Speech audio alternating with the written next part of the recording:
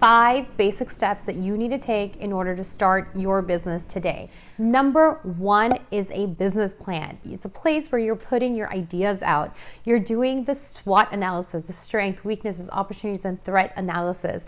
You're trying to figure out how viable your business is. You're also trying to project how much money you need, and you're also trying to see which is the best way to get that money and what are my expenses going to be? What kind of pricing do I need to do for my product or my services? Who's going to buy my product and services? Who's my target audience? How am I planning on marketing to them? So this business idea is a great starting point. You may not have everything there. You may not have all the ideas cultivated, and that's okay. A business plan is a living document. It is not something that's set in stone. You can always come back to it. You can always add on it. You can always build on it as well. And it can just change as well as your products and services diversify, or as you're making some pivots in your businesses as well. Number 2 is that you are wanting to decide on the entity. Now, the entity type could be just a sole proprietor if you're just one person. It could be a general partnership if you're more than one person, 2 or more partners of the business. Now, those are default settings.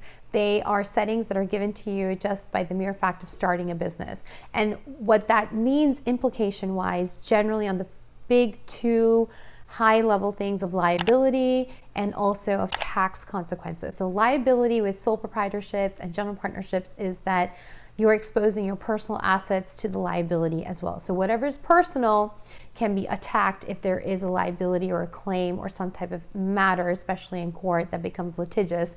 And so the personal assets become fair game at some point. Now, with the taxation, generally it's passed through income. So whatever you're making in your business is not going to be taxed on a business level and then on a personal level. It's just going to be passing through, and you're going to be taxed only once. So that is usually the big umbrella liability and taxation issues. Third step is your EIN, Employer Identification Number. You can go to the IRS website and get that done. Super easy. You just need to make sure you have all the information that they're asking for. There's instructions notes as well for the EIN application. So make sure you read that, because sometimes you can make a mistake or give the wrong information. The instruction manual is really easy to read and kind of understandable, and really helps you understand this EIN form that you're filling out. Number 4, which takes me to the bank account. You want to open a bank account that is separate from your personal bank account. A bank account where the money that your business is making is going to be going directly to that bank account and not to your personal account. And from a place where you are now making payments for your expenses also go through that bank account as well. It's very important to have a business bank account that is separate from your personal bank account, because you're trying to show that you're not commingling funds. You're trying to show that there's a separation between you and your business. And so having a separate bank account is one of the best ways to do that. It's not the only way, but it's one of the best ways to do that. And number 5 is having a contract.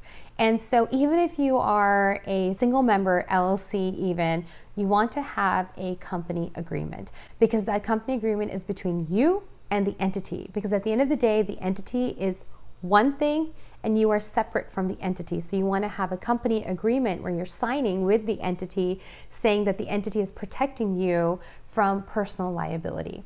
In addition, if you have more than one member of your LLC, or even if you're a general partner, you need to have a contract between you and your partners, you and the other members. It is absolutely a must. I do not suggest otherwise for any of my clients. And the reason is because then you have everything in writing. The separation is done in writing also. And you are able to navigate sticky and uncomfortable issues. When you're first starting a partnership with anybody, it doesn't matter in what kind of entity that you're in, everything seems very rosy and golden. And you are probably at the peak of that relationship in the sense of, yay, we're so happy to get together. But then whenever there's a small hiccup, or when there's a big hiccup or a big issue, that contract that you have between each other, between you and the company and you and your partners, is going to be extremely helpful to navigate those situations that become very uncomfortable, especially where money is concerned, or especially when there is a disagreement on concepts and disagreement on ideas and even on the vision of where the company is going.